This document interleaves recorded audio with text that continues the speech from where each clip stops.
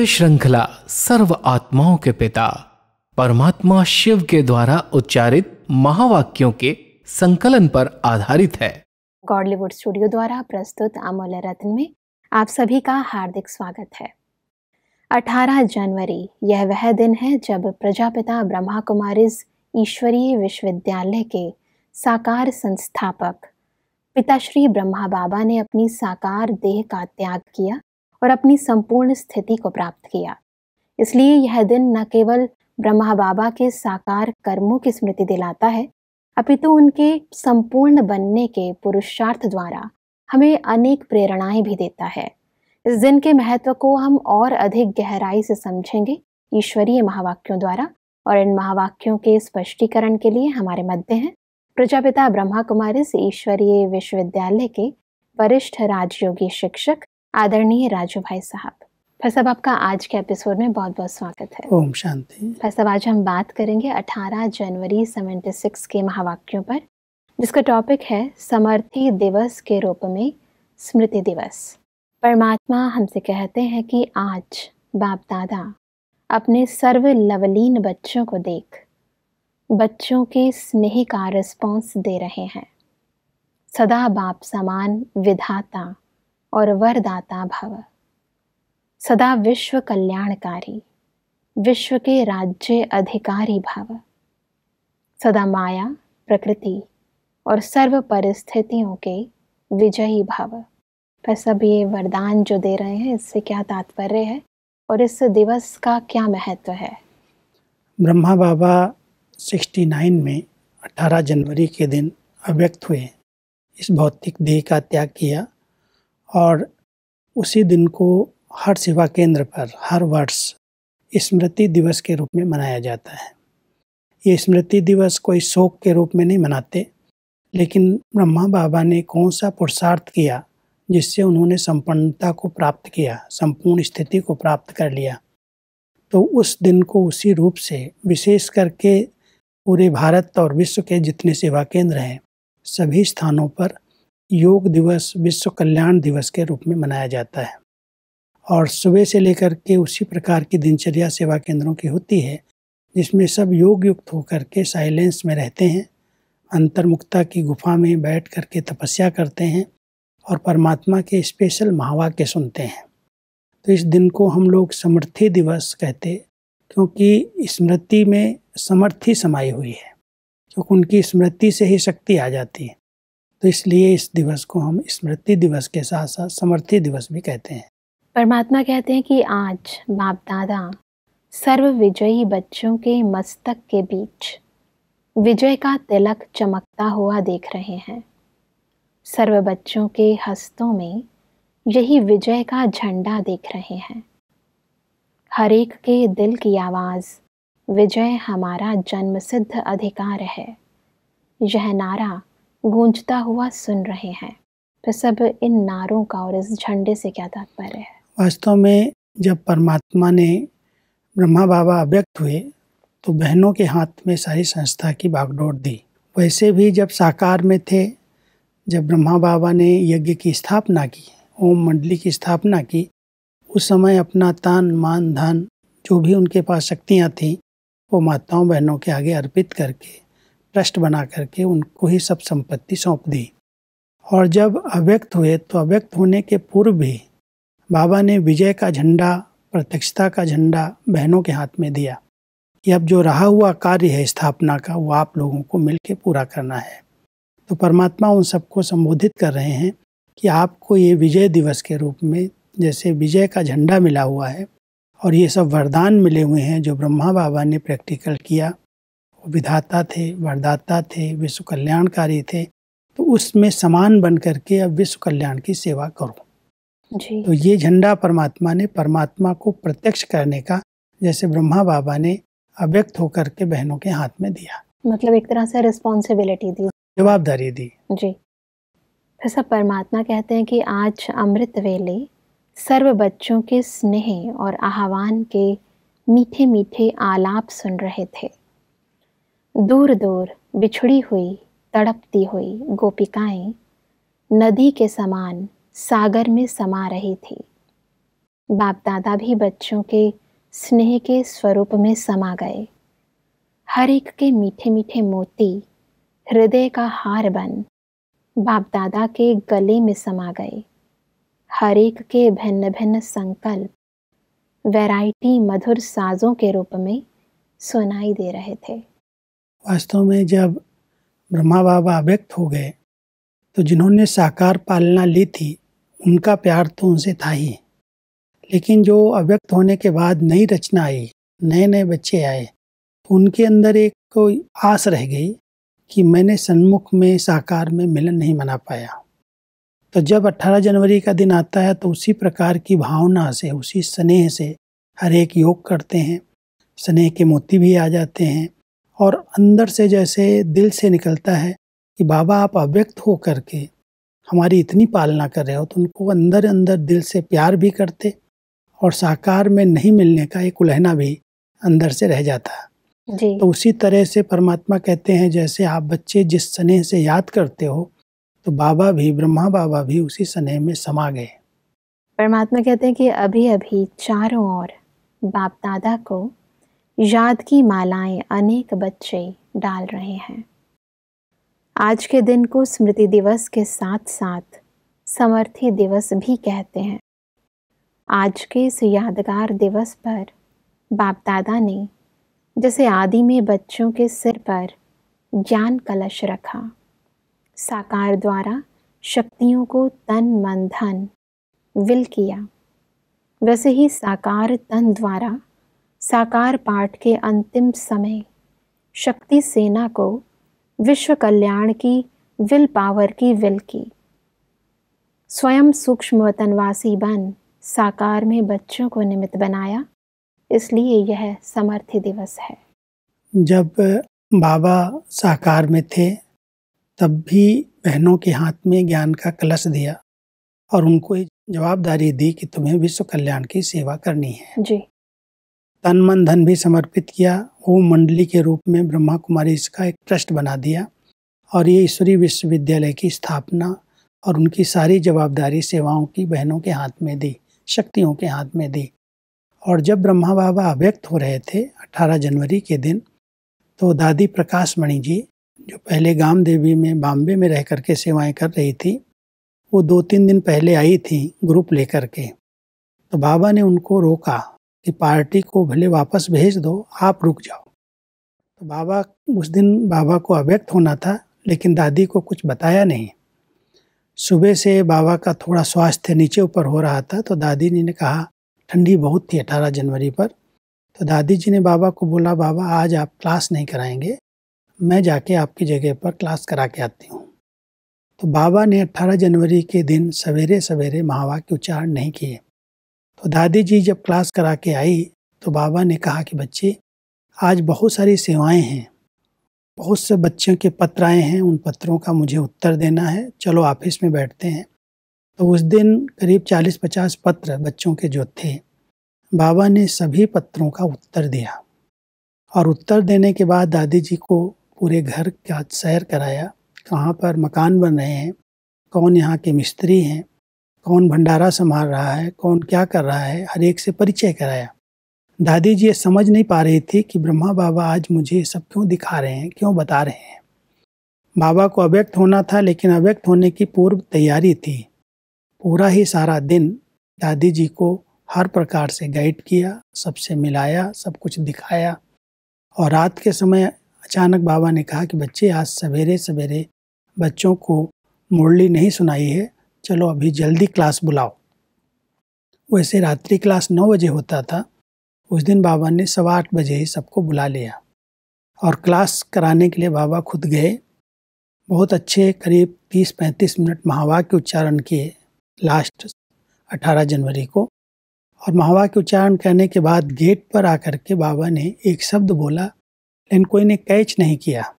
बाबा ने कहा, बच्चे नम्रचित्त, निरहंकारी, निर्विकारी बन करके रहना। अच्छा बच्चे, छुट्टी, विदाई। ऐसे 2-3 शब्द उच्चारण करके बाबा दादी जी को साथ लेकर के कमरे में आए और करीब 9 बज चुका था रात्रि का, और अपनी चारपाई पर बैठे और दादी जी को दृष्टि देते दादी जी के हाथ में हाथ दिया और बाबा 1 सेकंड में इस शरीर से अलग हो गए। दादी जी को पता नहीं चला, लेकिन बाबा का हाथ ढीला हुआ तो दादी ने समझा आज बाबा को कुछ तकलीफ है, इसलिए दादी ने बिस्तर पर ही बाबा को ऐसे लिटा दिया। और लिटाने के बाद डॉक्टर को बुलाया। डॉक्टर्स जब आए तो देखा बाबा तो यहाँ है ही नहीं, शरीर छूट गया है। उसके बाद दादी को बताया और दादी जी ने वो शक्ति जैसे विल कर दी, ब्रह्मा बाबा ने हाथ में हाथ दे करके वो पावर शक्ति के हाथ में दी। और उस पावर के आधार से पूरी रात सब बच्चों को इन्फॉर्म किया, पूरे सेंटर्स पर समाचार दिया गया कि आप आ जाएं। ब्रह्मा बाबा ने भौतिक देह त्याग किया है, लेकिन वो यहीं हैं, कहीं गए नहीं हैं, आप सब आ जाएं। 2 दिन तक ये प्रोसेस चला। 18 तारीख रात्रि को शरीर छोड़ा। 19 और 20 में जब सब तरफ के बच्चे आ गए तो 21 तारीख को पुराने शरीर का अंतिम संस्कार हुआ। और 21 तारीख को ही शाम के समय गुलजार दादी जी को भोग लगाने के लिए, क्योंकि दादी ट्रांस में जाती थी, मैसेंजर थी, मैसेज लेकर के आती थी, तो दादियों ने गुलजार दादी को बिठाया कि बाबा को भोग लगा करके आओ, समाचार लेके आओ। तो जब दादी जी भोग लगाने के लिए वतन में गई, उस समय पहली बार बाबा की प्रवेशता हुई। और प्रवेशता होने के बाद फिर आगे कैसे चलेगा, कैसे यज्ञ की इस विस्तार होगा, सेवाएं बढ़ेंगी, उसके पूरे डायरेक्शंस दिए। और बहनों को जैसे सब प्रकार की पावर विल कर दी।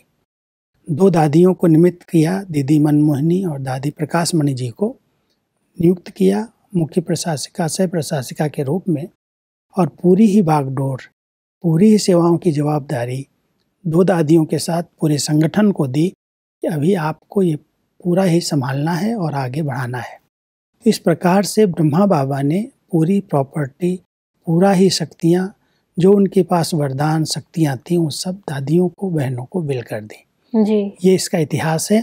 और जब स्मृति दिवस आता है, 18 जनवरी का दिन आता है, तो सभी सेवा केंद्रों पर एक जैसी दिनचर्या चलती है। चाहे अभी हमारे हजारों सेवा केंद्र, उप सेवा केंद्र, गीता पाठशालाएं हैं, सभी भाई बहनें इस दिन छुट्टी लेते हैं अपने कार्य से और पूरा दिन मौन में रह करके योग की तपस्या करते हैं और परमात्म स्नेह का अनुभव करते हैं। बाबा के साथ साथ शिव बाबा की याद में समाये रहते हैं।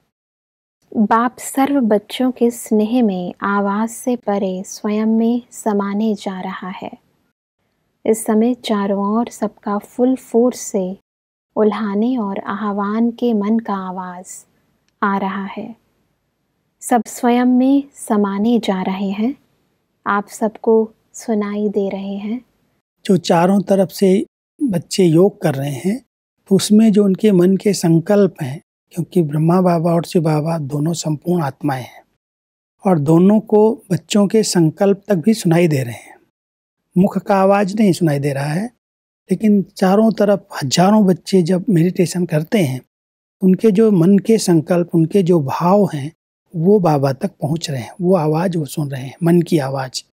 और उस मन की आवाज़ में बच्चे उलहने भी देते हैं कि बाबा आप चले गए, हमने आपको साकार में नहीं देखा, हमने आपकी पालना नहीं ली, आप छोड़ करके आप क्यों चले गए। इस प्रकार के अपने स्नेह के उद्गार, स्नेह की भाषा यूज करके बच्चे बाप को याद करते हैं। तो परमात्मा कह रहे हैं कि बच्चों की आलाप, उनके उलहने, उनके मन की आवाज़, उनके भाव को परमात्मा बाप दादा सुन रहे हैं। परमात्मा कहते हैं कि नए नए बच्चों को विशेष रूप से बाप दादा याद का रिटर्न दे रहे हैं। जैसे पुराने बच्चों को डबल इंजन की लिफ्ट मिली, वैसे नए बच्चों को गुप्त मदद की प्राप्ति के अनुभव की, खुशी के खजाने की विशेष लिफ्ट बाप दादा गिफ्ट में दे रहे हैं। साकार में तो डबल इंजन शिव बाबा और ब्रह्मा बाबा ये डबल इंजन थी। इसके आधार से हम सब बहुत फास्ट स्पीड से बढ़ रहे थे। लेकिन ये डबल इंजन जब अव्यक्त हो गए ब्रह्मा बाबा, तो जैसे अव्यक्त रूप से फिर जो पालना दी, जो विशेष अनुभव कराए, किसी को आज तक ये महसूसता नहीं हुई कि हमने साकार में ब्रह्मा बाबा की पालना नहीं ली। हजारों बच्चों का जन्म हुआ, लौकिक जन्म मिला, सब अपने आप को ब्रह्मा कुमार, ब्रह्मा कुमारी ही कहलाते हैं। अव्यक्त होने के बाद भी ब्रह्मा बाबा की जो सेवाएं चली हैं, अव्यक्त रूप से देश और विदेश में इतने सेवा केंद्र खुले हैं, उसके आधार से हम अनुभव करते हैं कि साकार से हम ऐसा नहीं मिले।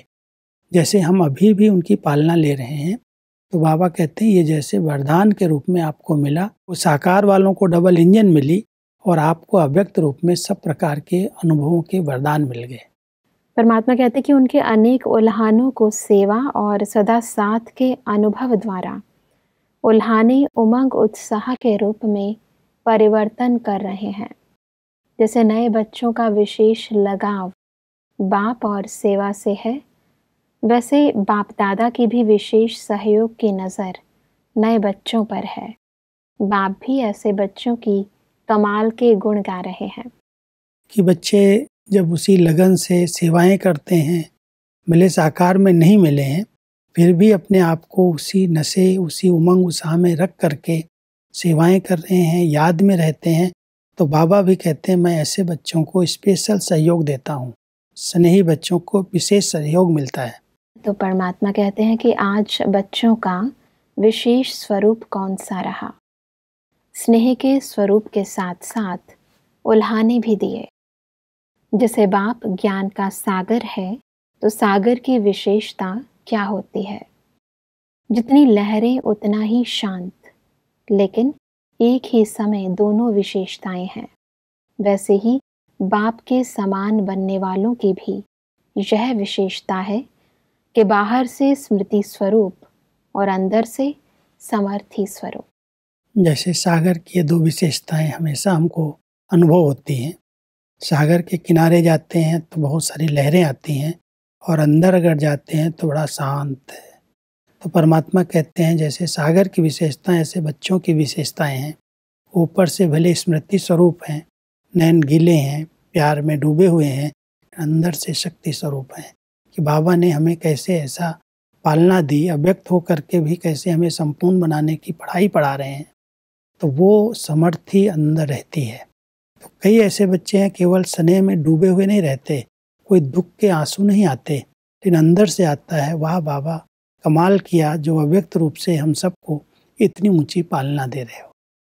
परमात्मा कहते हैं कि जितना ही साकार स्वरूप में स्मृति स्वरूप, उतना ही अंदर समर्थी स्वरूप हो। दोनों का साथ साथ बैलेंस हो। ऐसा बैलेंस रहा, जैसा समय व जैसा दिन वैसा स्वरूप तो होता ही है, लेकिन अलौकिकता यह है कि दोनों के बैलेंस का स्वरूप स्पष्ट दिखाई दे। पार्ट भी बजा रहे हैं, लेकिन साथ साथ साक्षीपन की स्टेज भी हो। साक्षीपन की स्टेज होने से पार्ट भी एक्यूरेट बजाएंगे, लेकिन पार्ट का स्वरूप नहीं बन जाएंगे, अर्थात पार्ट के वश नहीं होंगे, विल पावर होगी। पार्ट बजाने वाला जो पार्टधारी है, अगर वो इस स्मृति में रहता है कि केवल मैं पार्ट बजा रहा हूँ, तो भले उसको रोने का पार्ट है, हंसने का पार्ट है, कोई भी कर्म का पार्ट मिला हुआ है, लेकिन पार्ट की तरह उसमें अलग होकर के वो बजाता है, साक्षी होकर के, उसके वश नहीं होता है। तो परमात्मा भी कहते हैं स्मृति स्वरूप में रहना, लेकिन ऐसा नहीं अधीन हो जाना, ऐसा नहीं अंदर से दुखी हो जाओ कि बाबा हमें छोड़ के चले गए, ऐसा हो गया, ना वो दुख की लहर ना आ जाए। पार्ट की रीति से स्नेह दिखाई दे रहा है कि सब बच्चे स्नेह में खोए हुए हैं, क्योंकि इस दिन नेचुरल है जब शांति स्तंभ पर बाबा की स्मृति दिवस पर सब जाते हैं तो सब फूल भी अर्पण करना चाहते हैं, बाबा के साथ स्नेह से प्यार से मिलन भी मनाते हैं। तो ऐसे अनुभव होता है कि जैसे सब स्नेह में खोए हुए हैं जी। तो परमात्मा हम सबको कहते बैलेंस चाहिए। ऐसा नहीं पार्ट बजाते बजाते उसके अधीन हो जाओ। लोगों को लगे तो बिल्कुल जैसे कोई लौकिक में कोई शरीर छोड़ता है तो उसकी याद में रोना धोना शुरू कर देते हैं। परमात्मा कहता है लौकिकता नहीं है, ये स्मृति दिवस मनाओ भले, लेकिन उसके वश होकर के नहीं, साक्षी होकर के पार्ट बजाओ और अंदर से अपनी स्थिति को बहुत समर्थ रखो। तो सब परमात्मा कहते हैं कि जो चाहे जिस घड़ी चाहे वैसा अपना स्वरूप धारण कर सकते हो। इसको कहते हैं विल पावर।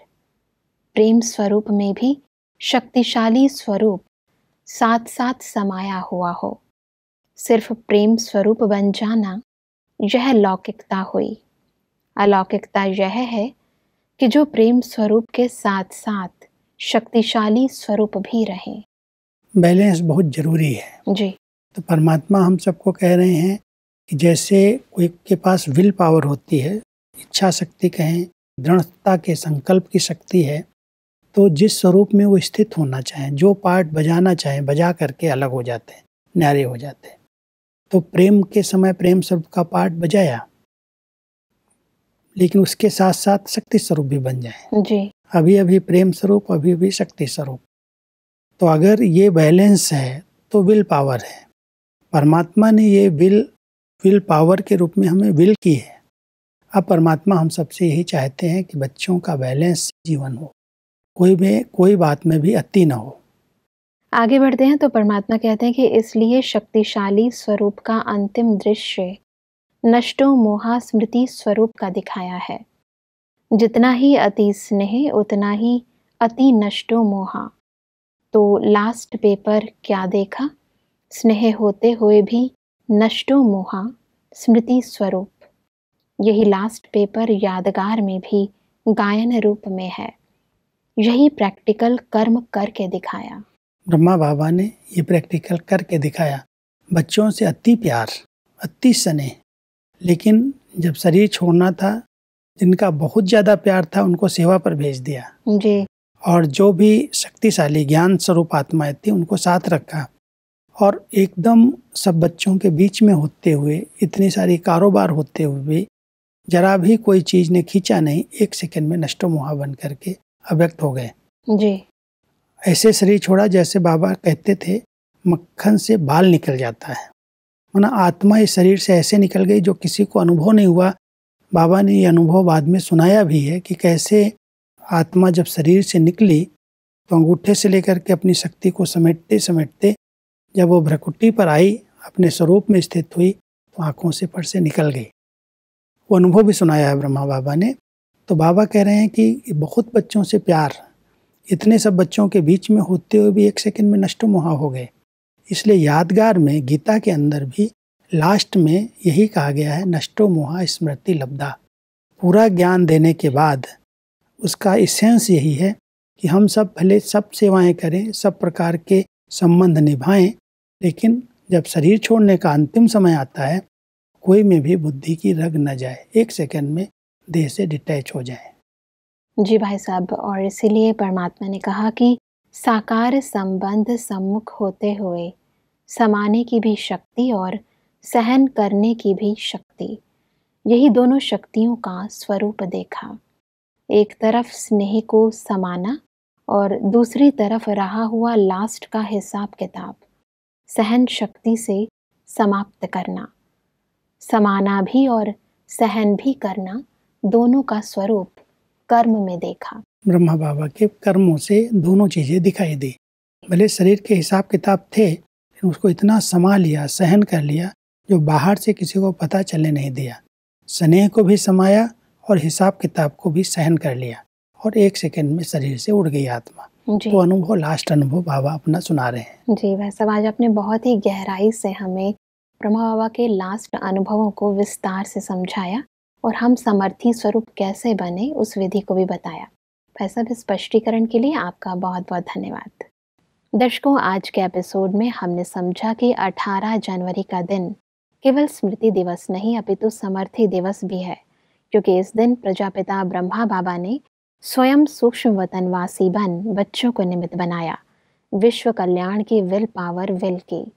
परमात्मा ने हमें बताया कि हमें ब्रह्मा बाबा के समान साकार स्वरूप में स्मृति स्वरूप और अंदर से समर्थी स्वरूप बनना है।